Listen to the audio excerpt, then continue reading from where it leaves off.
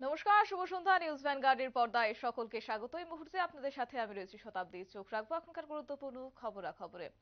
একদিকে ভোট এবং তারই মধ্যে এবার রাজ্য জুড়ে নেশা বিরোধী অভিযানে তৎপর রাজ্যের পুলিশ প্রশাসন এবং এক্ষেত্রে আবারও বড় সড় সাফল্য পেল অভিযানে। এবং এক্ষেত্রে লক্ষ্য করা গেছে আগরতলা রেল পুলিশের বড় সড় সাফল্য। আজ বৃহস্পতিবার রাতেই পুলিশের চোখে ফাঁকি দিয়ে আগরতলা রেল স্টেশন দিয়ে গাঁজা পাচার করতে গিয়ে লক্ষাধিক টাকার গাঁজা সহ আটক হয়েছে দুই যুবক। এদের দুজনের বাড়ি বিহারে বলেই জানানো হয়েছে এবং সূত্র মারফতে খবর উঠে এসেছে। এবং এই ক্ষেত্রে রেলওয়ে পুলিশ এই বিষয়ে বিস্তারিত তুলে ধরেছেন। কি বলছেন তারা, শুনবো।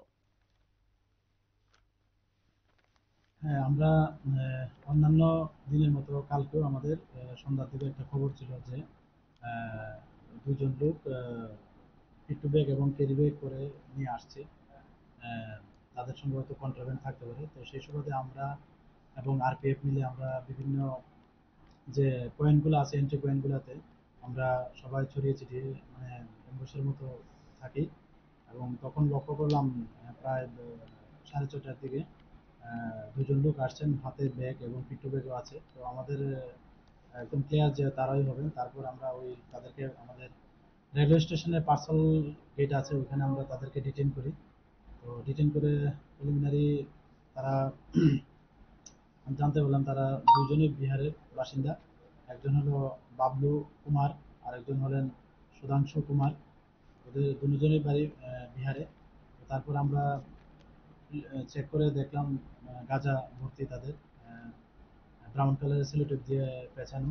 তারপর আমরা যথারীতি এনডিপিএস এ যা রুলস আছে আমাদের সিনিয়র অথরিটিকে জানাই এবং ওনারাও আসেন। তারপর এটা পার্সেল অফিসে যখন আমাদের গভর্নমেন্ট ইলেকট্রিক মেশিনে মাপঝুপ করি তখন দেখা গেল টোটাল কোয়ান্টিটি হচ্ছে 39 কেজি, যার বাজার মূল্য এখন প্রায় 5,000 করে হলে হয় প্রায় 1,95,000-এর মতো। তারা ওইগুলি একটা সন্ধ্যার সময় একটা আগরতলা গুয়াহাটি একটা এক্সপ্রেস ছিল ট্রেন, তো ওইটা দিয়েই তারা যেতে চেয়েছিল এই মালগুলা নিয়ে। কোন জায়গায় যেতে চেয়েছিল? তারা এমনি ডেস্টিনেশন ওদের বাড়ি তো বিহার, তো তারা হয়তো গুয়াহাটি হয়ে অন্য কোনো মারফতে তারা বিহার যেতে চেয়েছিল।